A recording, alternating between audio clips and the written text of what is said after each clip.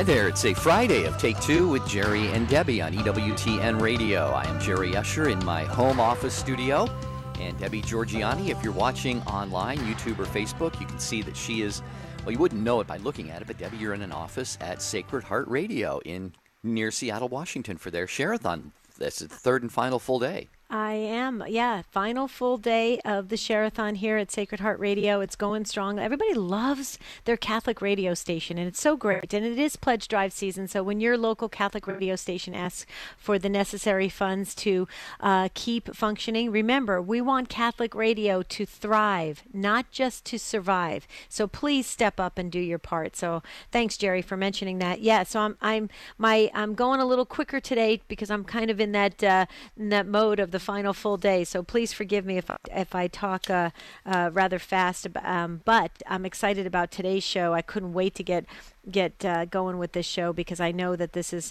when we did this last year, very, very popular, and a lot of our listeners wanted to weigh in on it. So I'm excited. I'm ready to go. Yeah, so am I. Padre Pio, of course, he is now Saint Pio of Pietrelcina. He was a Capuchin friar and a priest, and of course a mystic and a stigmatist. He could read hearts.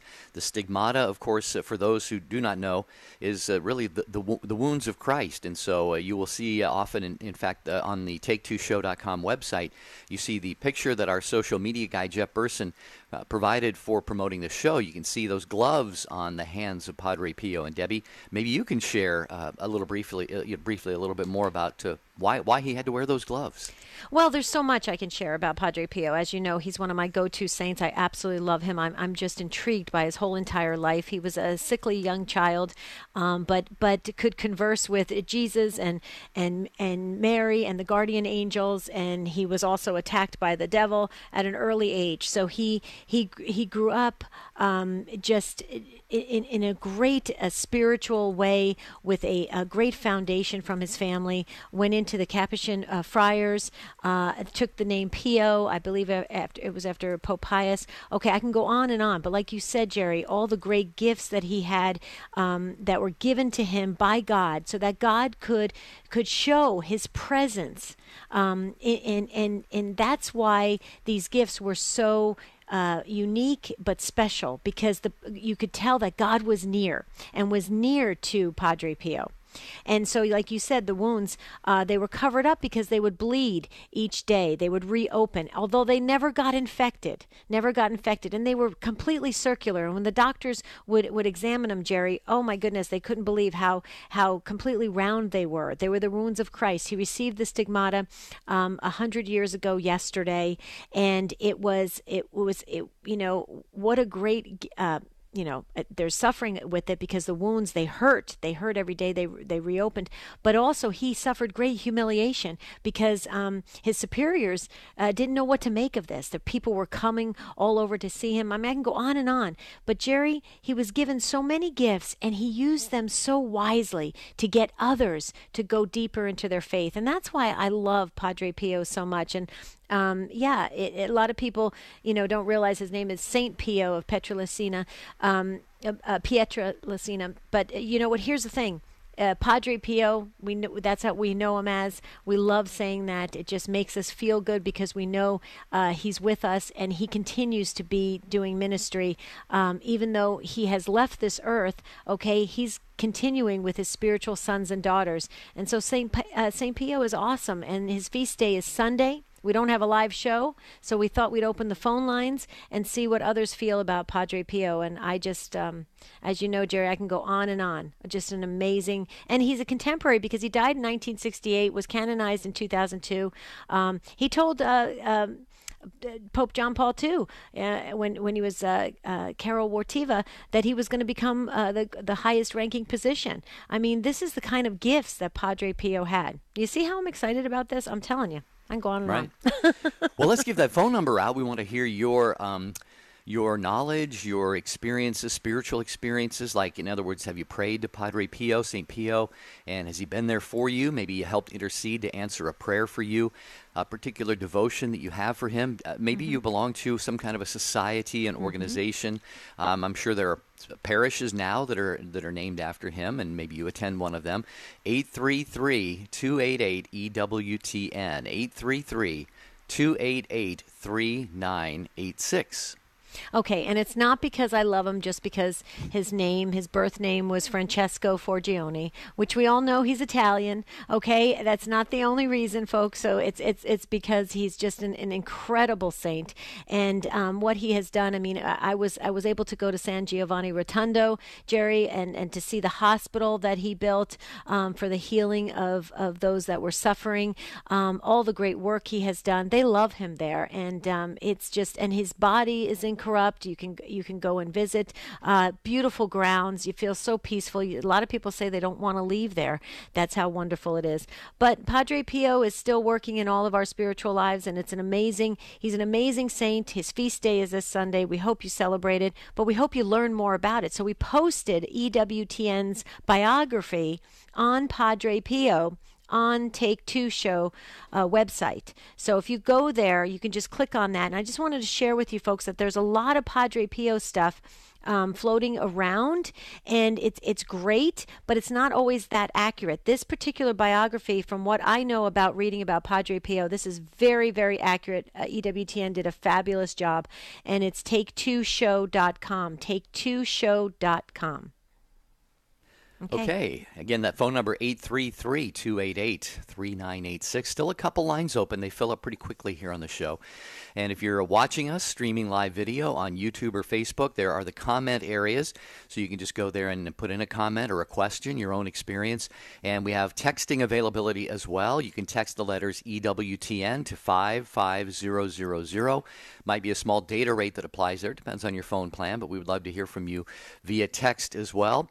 Again, we are talking about Saint Pio, Padre Pio today. And Debbie, I may have mentioned this on the program before. At my parish, which is Sacred Heart in Palm Desert, California, our Adoration Chapel is named after him. It's the Padre Pio Adoration Chapel. Really? I didn't know that. Yeah. I like to pop in there before Mass. I go to the Saturday afternoon Mass, so I try and get there about an hour before and spend some time, and then hopefully maybe once a week get in there and spend some time, or at other Adoration Chapels around the area. So, yeah, and there's a beautiful statue of him out there, and I always go and put my hand in his, and I remind him, I'm your spiritual son. Yep. Don't forget me. I love that. Wow. Well, we're going to go right to the phones about Padre Pio today in honor of his feast day on Sunday. We'll be right back.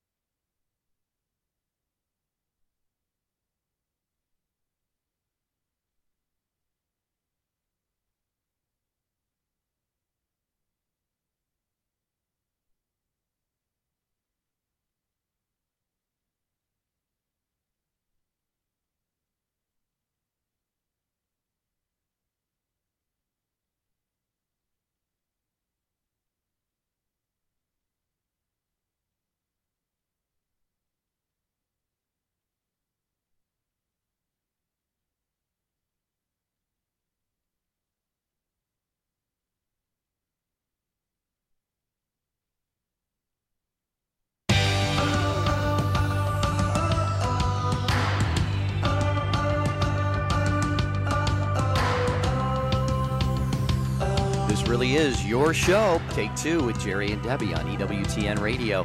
Jerry Usher with Debbie Georgianni and you. Thanks to the show team, Rich, Jeff, Michael, one of the Michaels answering your calls today. And thank you, affiliates, for carrying the program, and you, our Take Two family, for making it what it is every day. We always tell you can email any time. Debbie and I will answer your emails. Once we get the time to do that, we're busy with other things, so it takes a day or two.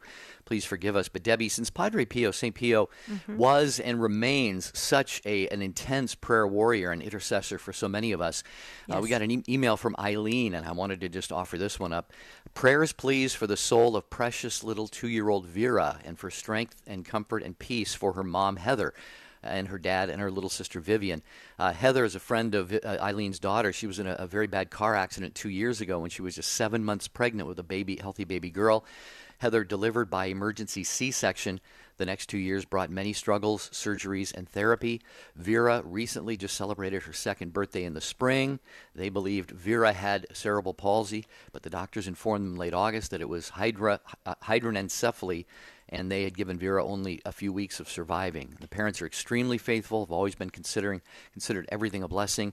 So please pray for their strength, comfort, and support, and for little Vera as well. Thank you for your prayers today and throughout the coming days. And that goes to you, all of you, the Take Two family. So Eileen, we are praying for all of those, along with Padre Pio. Yes, we are. Yes, we are. And we're talking today about Saint Pio of Pietrelcina, and his feast day is Sunday. We're celebrating it now because we have a live show. We know how popular Padre Pio is. We want to talk about how he is working in our spiritual lives. He wants us all to get to heaven. That's what he devoted his whole entire life to. So, Jerry, if you could take us to the phones, because unfortunately, I think I'm using up all the bandwidth here at Sacred Heart Radio in Seattle. So I'm going to follow your lead, Jerry. No problem. Okay. Heather is in Natick, Massachusetts, listening to Take Two with Jerry and Debbie on the Station of the Cross. So there we go. We got Heather on the program. You get to go first, Heather. Hi. Welcome. Thanks for joining us. Hi, Hi thanks. there. I actually talked to you guys last week, and Great. I just wanted to share my experience with Padre Pio, St. Padre Pio. When I first came back to the church recently, like about 2 years ago or so, or almost 3 now, they were bringing the heart of Padre Pio to Boston, and they had several opportunities for veneration, and I ended up going with my mom and my grandmother to the Sacred Heart in Boston, which has the really big Doors of Mercy. So everything worked out perfectly, finding a parking spot, getting there on time. My mom and I walked through the Doors of Mercy together, and my grandmother's in a wheelchair, and so when we walked in, this woman brought us over to right in front of all of the pews. And so my mom and I kneeled the entire Mass. And it was just like it was like venerating it even more, you know. And so it was just so incredible. And he's definitely one of the saints that I pray to often. I have some Padre Pio anointing oils for sick and illnesses. And this year, for my friends and I have an All Saints Day party, I'm going to be dressing up as Padre Pio with one of my friends, and we're going to be bilocating Padre Pio. So I just thought, the combination of things I wanted to share. Was that your first experience being at anything like this, Heather? Yes. Okay. I And had never been, and I was a cradle Catholic, but I had never been exposed to something like that before. Right. So when relics come over or something of that nature of other saints, and this is your first time. Well, you're very lucky, I think. You got to be very close to Padre Pio. I'm getting very emotional because I have to tell you, it reminds me of when I got to be in front of his body in San Giovanni Rotondo, along with all the other pilgrims. There were so many. I think I told this story last year, and Heather, I can relate. It just felt, the feeling, I can't even describe it. No words could even, I can't can't even wrap the vocabulary around the feelings that I felt standing in front of his body. But you got to be there the whole time and kneeling. We were kind of rushed through, believe it or not. So we got a quick glimpse of his body. And you know what? I was kind of disappointed. I'll be honest with you. So when the thousands of people, left and went on to do other things like to go sightseeing and different tours and Stations of the Cross, I went back to the church, and wouldn't you know it, Heather, I was the only one in front of the glass. Aww. and I got to stay as long as I wanted in front of Padre Pio, and so I can totally relate. He's an amazing saint. And he wants the best for us. He wants us to get to heaven. And I'm so happy for you that you got to experience that. Thank you. Yeah, and I love that you're dressing up as. Yeah, and you're honoring him really too. I'm really excited for that. Yeah, and there's actually on Facebook I follow a page that always has a live feed of his incorrupt body, and you can watch it online, which is like, it's so like humbling to just like see, like, I don't know, like this is like hard evidence for people that don't believe like your body is going to be, the way that it is. You need to take care of it. Like look at these saints that their bodies are still here and they're not alive, so to speak. But it's really incredible. So I love that you guys are having this as a topic. Oh, thanks, Heather. But Heather, real quickly, you just said something very important. And Jerry, if I may, real quickly, Heather just said something important about the incorruptibility of certain saints. That's another gift given by God. And we talked about all the many gifts that Padre Pio was given: bilocation, the stigmata, the reading of souls, the gift of prophecy, the incorruptibility. I mean, it goes on and on. He had many gifts. The fragrance, he had the wounds smelt like roses. So that was heaven's presence right there.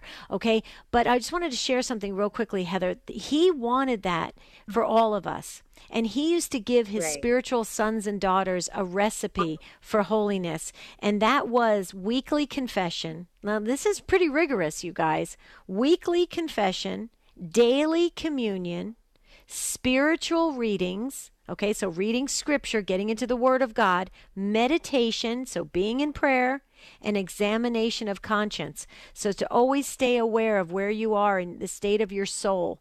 That's a pretty rigorous recipe there, but I'll tell you what, that's what he lived by and much more, and he wanted that for us as well. So I don't know if you knew that, Heather, but I just wanted to impart that because you made me think of that. Yeah, I have, and for a while, I've definitely been slacking with a lot of my good habits and rituals, but for a while I was doing a daily examination of the conscience, and that makes such a difference in just like being, living in reality and really like acknowledging like it's hard to be good sometimes, but it's harder to live when your soul feels dirty from the sins, so it's difficult, but daily examination and even weekly confession too is really good because it kind of brings you to the awareness of those particular sins you have that you need to continue to work on, and those are good practices. So I'm going to try to get back into them. Good. Well, those steps that Debbie mentioned, that Padre Pio laid out for us, they're difficult. I mean, they're rigorous. I would maybe word it this way, Debbie. They're not difficult, but they are. It takes great discipline to be able to do that. And not everybody can go to daily mass, but go when you can. Go to weekly confession if you can, and the other things. Just try to weave those into your lives, because we sometimes look at the saints and we say, well, they were special. God gave them special graces or gifts or called them to holiness or to sainthood. When really the reality is that he calls all of us to that. And we sometimes think, we get discouraged because we think, well, I can't be like Padre Pio. Well, let's turn that thinking around. Padre Pio and all of the saints were human just like us. And they had to fight temptations, and they sinned, and they had to grow in virtue. And ultimately, by the time they died in perfect friendship with God. So they took their system, their plan of gaining holiness and implement it in their own lives. And so they got there. And like you said, Debbie, Padre Pio's prayer is for all of us to do the same thing. So thanks, Heather. Great phone call. Great phone call.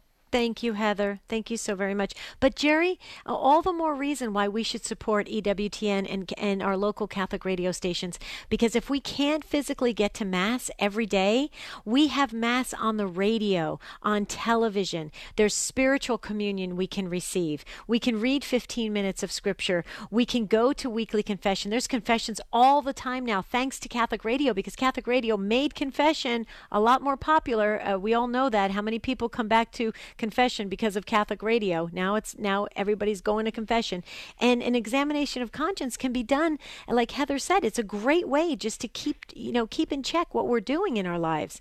So there's ways we can do it, Jerry. Don't you think we could probably follow a similar routine that the saints have followed? Yeah, that's why I said it's not difficult in the sense of availability, at least in the United States. Some countries might be a little more difficult to get to daily Mass or what have you, but it's just the hard. But challenge comes in, I think, just motivating ourselves to do it.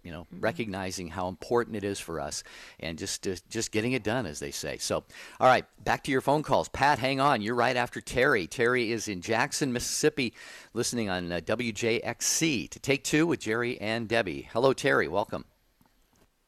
Hi, Jerry. You stole my thunder. Oh, really? They say great minds think alike, so maybe that's why. Oh, you and Debbie you're talking about. Yeah.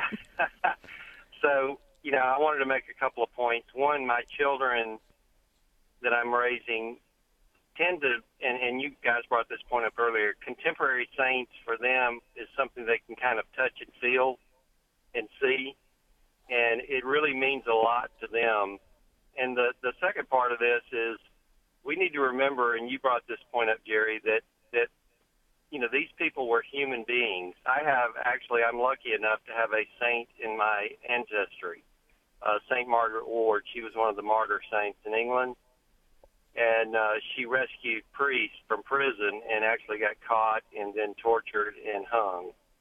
But this kind of puts in perspective for me and my family and other families to remember that these people were human and they went through the same trials and tribulations that we did.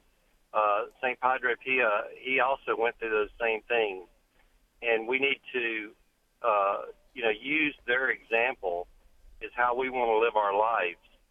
And it just means a lot to me to have contemporary saints for my children.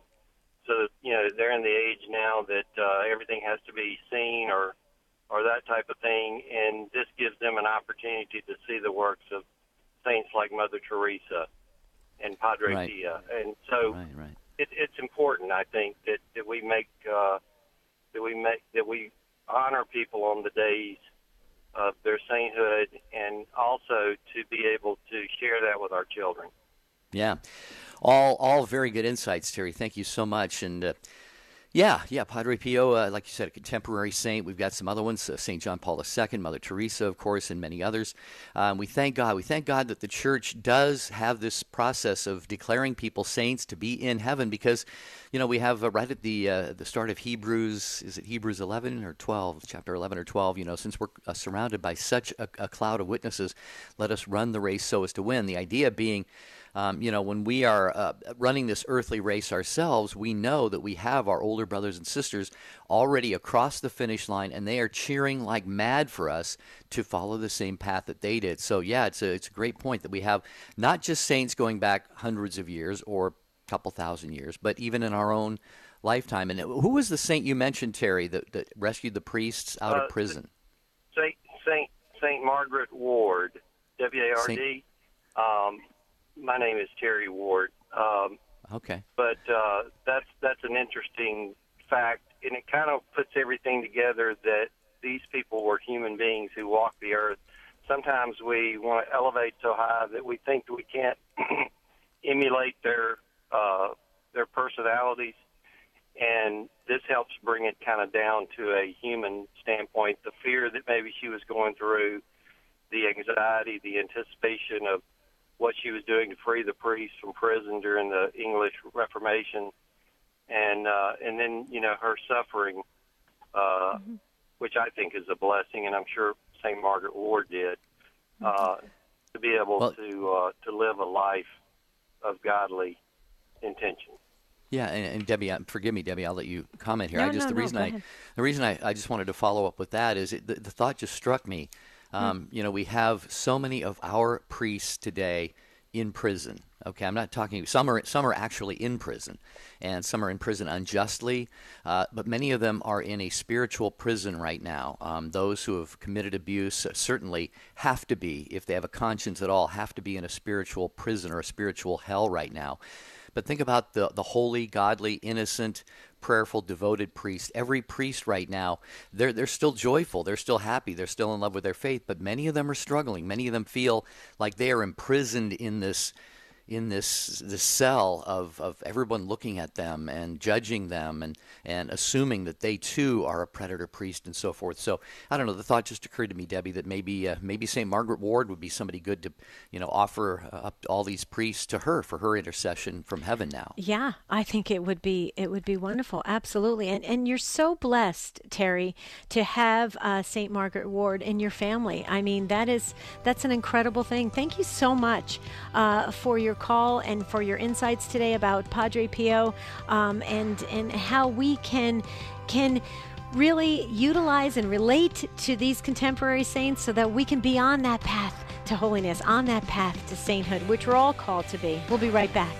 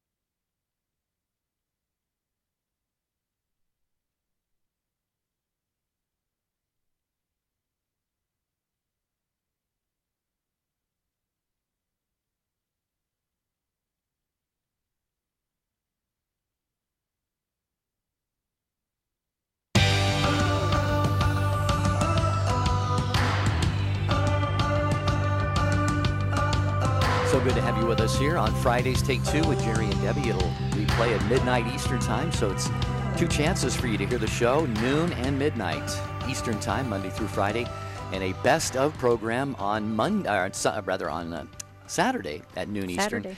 Yep, and we also have on Monday, we're going to talk about handling humiliation. Speaking of Padre Pio, he dealt with a lot of humiliation in his life. It's really the only way to become suffering. humble. Yeah.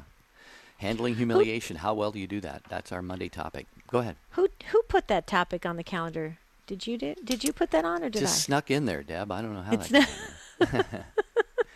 Hey, but quickly, I just want to mention, too, that the Catholic Cafe is Saturday afternoons at 4 Eastern Time. Deacon Jeff Jerchimsky, I hope I got the name right, and his topic is Calling All Saints. So Deacon Jeff with the Catholic Cafe tomorrow at 4 Eastern Time on EWTN, many of these affiliates, okay? Okay, something else for Terry. Terry, if you're still listening, did you also know, so you can share this with your kids, I don't know how old your children are, but Padre Pio is also the patron saint of adolescents. Just to let you know that for parents of young children, adolescents, or the youth, or your grandkids, Padre Pio. And remember, Padre Pio is the one who said, pray, hope, and don't worry. Okay? And don't forget also that, talking about suffering, when I said utilize the saints, okay, utilize the saints, they're waiting for us to rely on them and to have them be active in our spiritual lives. Padre Pio, it was said that he's going to stand at the gates of heaven, not enter until all his spiritual sons and daughters are there with him. So you know what? They want to be used in a positive way so that we can all get to heaven, and you can do that also by taking his lead and noticing what he did about suffering. Pope John Paul said he was just Padre Pio was a great witness to the power of suffering. Okay, so if you're suffering right now, lean on Padre Pio. Here's the number. Let's talk about him. His feast day is Sunday. He's an important saint, and he's one that we can all learn from and grow in holiness as well. 1-833-288-EWTN. That's 833-288-3986. Ask about Padre Pio, share about Padre Pio, whatever works for you. Pat's calling in Boston, Massachusetts on the Station of the Cross. Hi, Pat. Thanks for waiting and welcome to Take Two. Hi, Debbie and Jerry. I just want to call about an incident that happened. My girlfriend, one of my best girlfriends, she's a secretary for Medjugorje, and she books all the trips and stuff. So one day when she was in her office, this letter came, and it had a plastic thing on the inside of it, and she said it looked like hair that was inside this plastic container.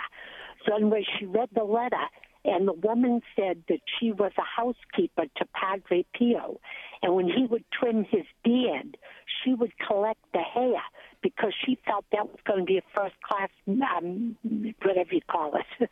I'm getting nervous relic. now. Yeah, a relic. Be patient with me. Relic.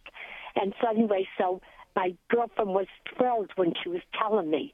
And so anyway, a while later, months went by, and I was having a biopsy on my lung.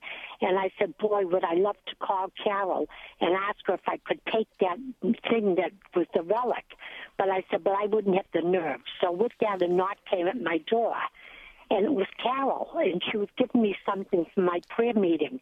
And I told her my problem, and I said, would you ever have this whiskers? She said, Pat, a funny thing happened. She said, I would keep giving these whiskers to all people that were having problems. And she said, and somebody never gave them back to me. But one day when I was in my office, there was this plastic thing on the floor with hair in it. And the nun that she worked with said, oh, Carol, that's what you must have dropped it or something. So now she's telling me the story. So I said, well, I was wondering if you ever have it. Could I take it with me for my biopsy? And she said, Kat, I'm going to give you the second one because she said the first one never showed up. So she said, and everybody's telling me I'm crazy, but I know that this has less hair in it. So anyway, so she gave it to me, and I took it with me to my visit with the biopsy. And so she called me the day after, and she said, Pat, you won't believe it. I gave you the second thing that came in the mail, and everybody said I was crazy. She said, I got home, and I found the first one was on top of my refrigerator. So this woman that had sent her the first one, she died not too long after she sent it. So I had the relic with me when I had the biopsy, and the nurses said they enjoyed me immensely. I told the whole story while I was under anesthesia, all about this, the Padre Pio. So I just thought I'd like to share this with you. And well, I Pat, I made it plain. Yeah, well, you're not going to leave us in suspense. How did everything turn out? Oh, God, my thing turned out perfect, but I am going to ask you to pray for my daughter who's got a 12 and a 13-year-old, and she's got pancreatic cancer in the fourth stage. So would you, her name is Therese. Would you just put her on your prayer line? I'd appreciate that. Absolutely. But anyway, so that's how it all turned out. And Carol had the two things, and she doesn't know what the story was on the second one because the woman had died and no letter was there. It was just this hair. So was that a first-class relic, do you think? Jerry? I always get the first and second and third, and third class relics. Yeah, a first class relic is actually, to be quite blunt, a part of the saint's body. Yeah, it would be, like, of course, in a lot of, monasteries and, in Rome, certainly at St. Peter's Basilica, you'll have incorrupt bodies, you'll have entire bodies. But yeah, the physical remains of a saint, like a bone, part of a hair, a skull, a limb, something like that, these are all considered first-class relics. A second-class relic is something that the saint owned or frequently used. Like in Padre Pio's case, it would be a habit that he wore. It would be a second-class relic. Which and was a torn up a lot. third-class relic. Mm-hmm. Yeah, I'm sure there's bits and pieces of his habits all over the world. And then third-class relics are any object that is touched to a first or second-class relic. So it's by a little bit more distant of a relic, but it's still considered a relic. And by the way, Debbie, we should just after we finish with the call, we can maybe talk about relics just for a second because some people think it's kind of superstitious and stuff like that. But yeah, so and here's the thing, Pat. My take on this about the saints is that it goes back to connection, and that's why if we could grasp this as human beings, I think we would handle death and suffering a lot better.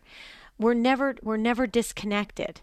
And so the fact that you had an actual tangible part of Padre Pio with you made you realize that he was there with you and helping you and through this process. And you know what? I think that's a beautiful thing. And we've got to try to remember that. If we can constantly remind ourselves of that, we would alleviate a lot of sorrow in our lives, because a lot of us are in fear of what's going to happen next, what happens to our loved ones, what happens to everything, our pets, you name it.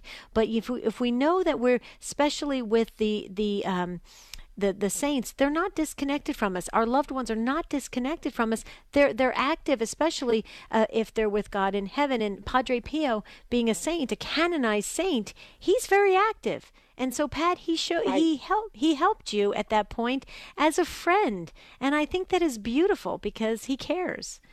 So it must have brought you great comfort, and I'm sure you have a very strong attachment to him. Yeah. I'm going to pray Sunday for my daughter's miracle. Okay. Okay. Okay. All right. Thank you very much for having me on. Okay. Thank you, Pat. Bye-bye. You're welcome, Pat. God bless you. Oh, I love her. Yeah. She's a beautiful lady. Well, again, so go ahead, relics. Just a quick word on relics. A relic is, again, it's a remnant. A first-class relic would be, like we said before, a part of a body or hair or something that was actually a part of the physical saint himself or herself. Second-class relics are things that they wore or used, and a third-class relic is something touched to either of those things. Mm-hmm. And the Catholic Church, Debbie, we should just explain that the Church doesn't see these relics in and of themselves as having any intrinsic power. They're not magic charms or anything like that. It is simply, I can't remember where it is in the Bible. I could look it up real quick, but someone is healed. Remember when just the mere shadow of Peter fell upon them? And so we see in the New Testament, we see instances of, the power of God working in and through his people in very mysterious but very beautiful ways. And so the fact that just the shadow of Peter being cast on that person was healing to that person, again, it's the power of God as we venerate. We're not worshiping the saints. We're not certainly not worshiping these physical objects. And it's not superstitious.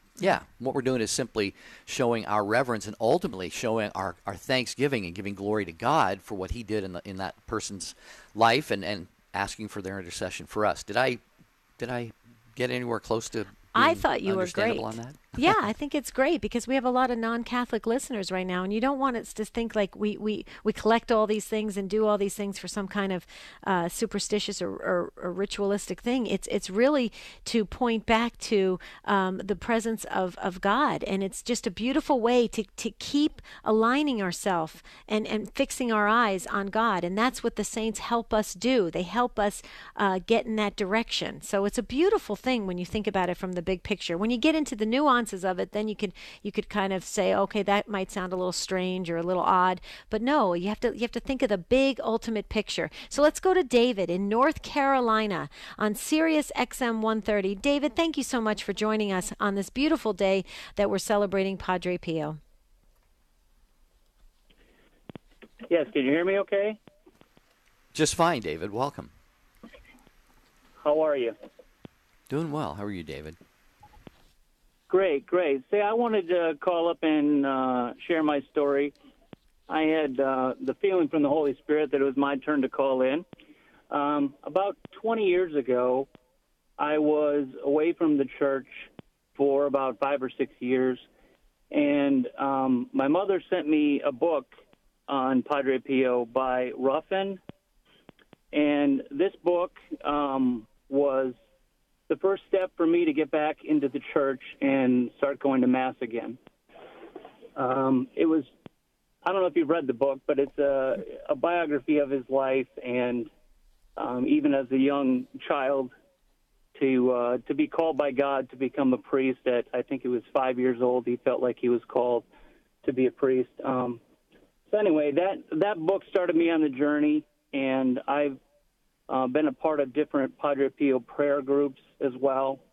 And I also read a follow-up book that was put out, I think, in the late 90s, early 2000s, that was more of a personal witness book where people were sharing people that had gone over to see him in Italy in the 60s and had shared their experiences of seeing him himself or relatives that had seen him.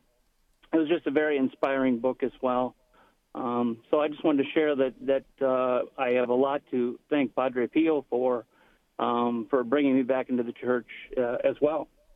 So you consider him one of your spiritual fathers, then, I presume. Yes. And just like you had mentioned earlier, Debbie, I have asked him to be my spiritual father as well, and I've done that with my wife and children as well.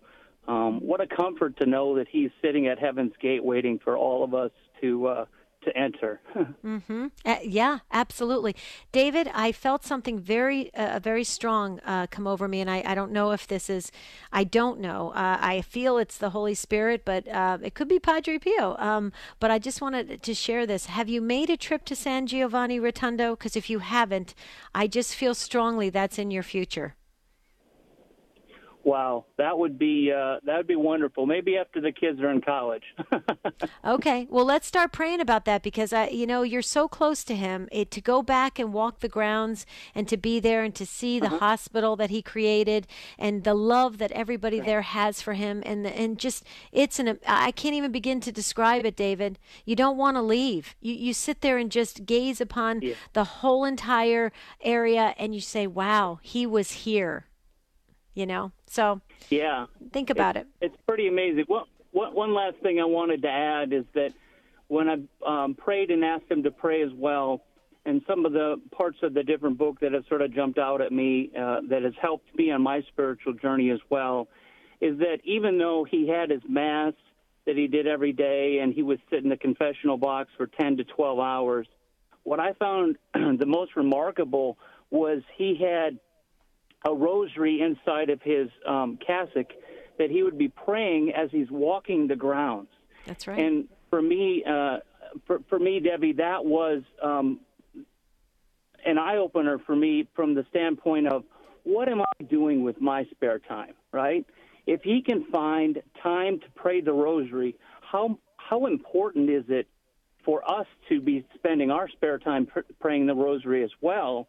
Because every little bit of time that we spend praying, we're helping someone. Yeah, exactly. But he had given his whole life. Okay, you just said it, David, from that biography. As a small child, he was conversing with the guardian angels. He had encounters with Mary and with Jesus. He was communicating with them. So why his prayer mode was in constant communication with God. So he wasn't going to leave that. He had a direct line. He wasn't going to. So it makes sense that he would be praying praying the rosary. He would continue even while being in confession for 10 hours and then going on and on. On his last day, David, on the day before he died, he struggled through Mass. He wanted to say Mass. Then he wanted to go to his last confession. And then he died with the stigmata healing, everything healing on his body for the first time. He died with his body being in a good state. He was a sickly child and throughout his whole life, and he died with his body being in a good state. What does that tell you? He entered into eternal life in that beautiful way, being with God for all of eternity. The thought of it just makes me go, wow, I wish I could have met him. I wish I was born 20 years earlier just to meet him, because I was born in 65. He died in 68. And I thought, wow, I could have actually met him. So, David, I love what you have to say. And I'm glad that you asked him to watch over you and your family. And he is active. What do you think, Jerry? Well, absolutely. Yeah, these stories, they're all, God does these things for us, for the faithful to, to uplift our faith, to inspire us, to edify us, and really ultimately to get us to strive to be like these saints.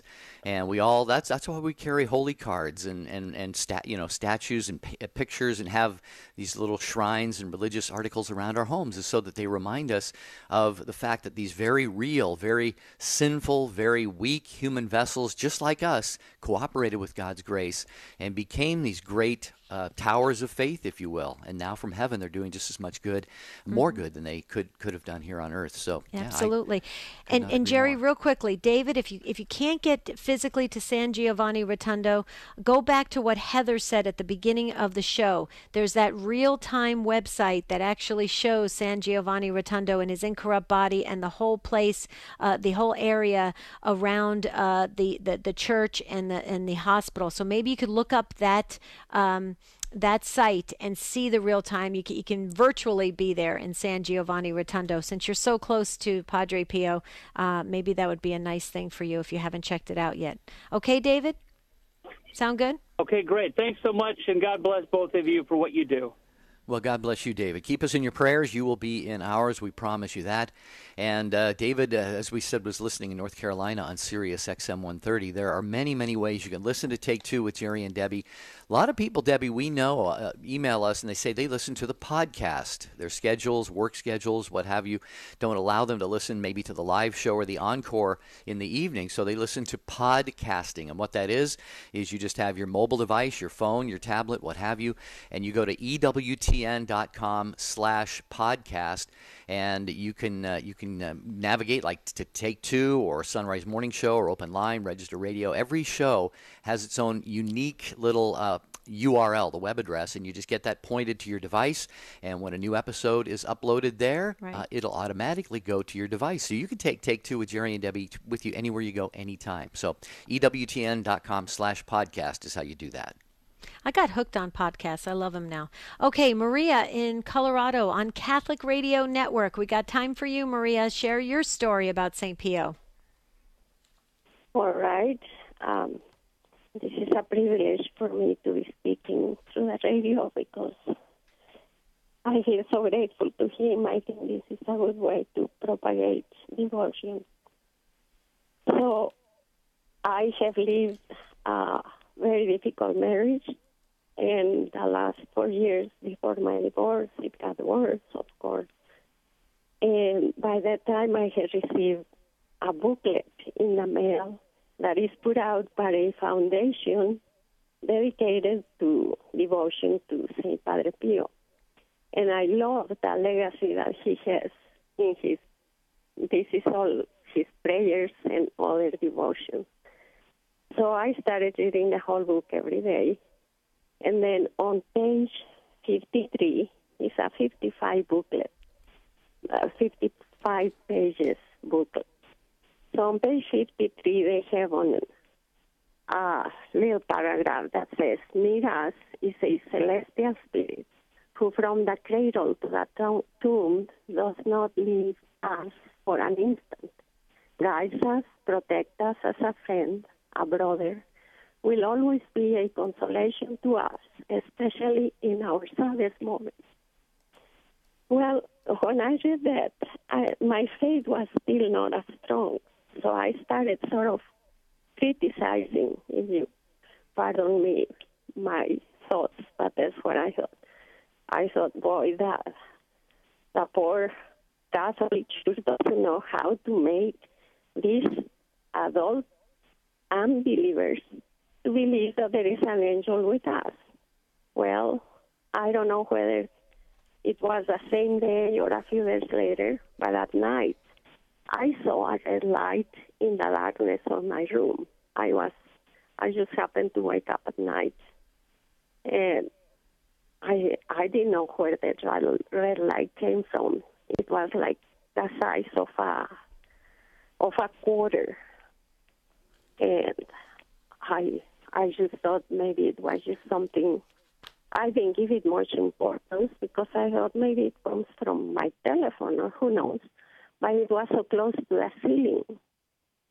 And after about 4 minutes, I thought, well, I will not be able to fall asleep again, so I might as well start doing my prayers. And when I reached for my rosary, the light became brighter, and it emitted a red beam. And it was a beam that started round of its size, and it went thinner and thinner for about a foot. And then it just was so bright, and it began to shrink in itself, and it disappeared. And from, not knowing an explanation for that, I thought it was maybe an admonishment of Padre Pio or of God telling me, why don't you believe that there is an angel? So I thought maybe it was my guardian angel. Well, Maria, if you'll pardon me just for a moment here. Forgive me, Maria, I apologize. We're just got about a minute left here, and you'll hear the music to close the show. You're a dear, dear heart, and thank you for calling in and sharing this, and we're sorry that you had the difficulties with your marriage. Perhaps, Debbie, God gave Maria this sign in her room at night when it was dark, that little red light or that beam. She was thinking maybe it was an admonishment from Padre Pio or something, but we really don't know. I mean, Maria, the thing you might want to do, if you haven't done it already, is talk to your parish priest, your pastor about that, and just see what they have to think about that. But Debbie, God does communicate to us in so many different ways, each according to what he thinks we need at a particular time. And maybe it was some kind of a message from heaven that Maria could pray about and discern. And like I said, talk to a wise spiritual person, a holy person, and just see if some kind of deeper meaning or clarity comes of that. Good advice, Jerry. That's excellent advice. And Maria, just remember this, okay? The good Lord wants to always make sure that you are comforted and you're never alone. That's why he gave us the guardian angels. So your angel is never away from you, never, ever, ever, until they walk you into eternity, okay? Okay, so they're not away from you. So your guardian angel's right next to you. Padre Pio, the saints that you are devoted to, they are active too in your life. And so I agree with Jerry. Process this out and let yourself come to a place of understanding with it. But know this, Maria, everybody is there rooting for you. The heavenly realm is rooting for you, Maria. They're with you. They're on our side. They're not against us. They're for us. And that's sometimes we feel disconnected. Don't ever feel disconnected. Feel comforted by it. But talk to some more people. Process this out. And you may come to a very a deeper understanding that would really catapult your spirituality. And I think it's going to be a good thing. Thank you for calling. Thank you. Yeah, thanks, Maria. Got a couple of social media comments. Irene on Facebook. She had a small miracle of Padre Pio. She's got a small bottle of his anointing oil, and it ran almost all out. But there was one drop in there every night for over a month, and still to this day, one drop in there remains, even though she continues to use it. And Dave says on YouTube, is there an official collection of Padre Pio's writings? What is the best book out there on him? Dave, I would suggest go to EWTNRC.com. Yep. I posted this on the show website. So go to take2show.com. EWTNRC.com is there, but also I posted a link to Amazon, which has a list of his books. Try EWTNRC first, though, .com. Okay? Yep. Perfect. This was a great show. So celebrate on Sunday, Padre Pio's feast day. Until Monday, have a beautiful and blessed weekend. We'll see you real soon.